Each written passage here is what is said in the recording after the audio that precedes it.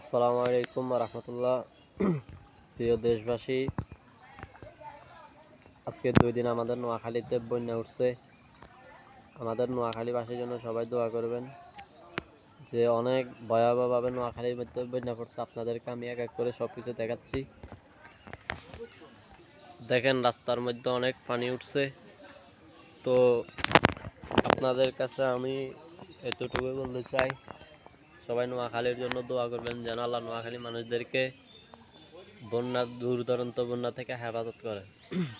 পানি অনেক বেড়েছে, মানুষ অনেক কষ্টের মধ্যে আছে। এবং এখানে একটা কবরস্থান আছে, এই কবরস্থানও বন্যা উঠে গেছে।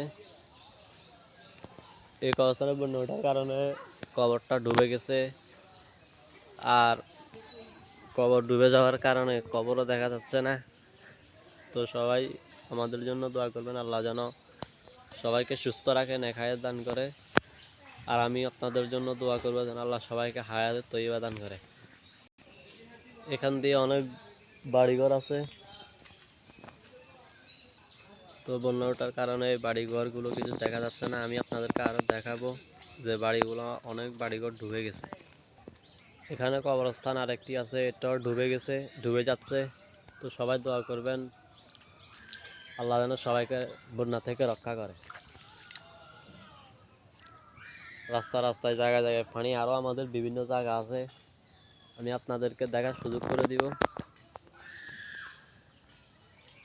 দেখেন, বন্যা সব কিছু ডুবে গেছে। বন্যায় একটা ঘর ডুবে যাচ্ছে, এখানে আর একটা টিনের ঘর আছে। টিনের ঘরে প্রায় 1 হাঁটুর মতন, 1 গিরার মতন পানি উঠে গেছে। আরও আমাদের এলাকার মধ্যে অনেক জায়গা আছে, আপনাদেরকে আমি দেখাবো।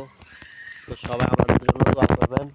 আর আমি আপনাদের জন্য দোয়া করবো আল্লাহ যেন সবাইকে রক্ষা করে, সবাইকে আল্লাহ হায়াত দান করে, সুস্থ দান করে। আমিন।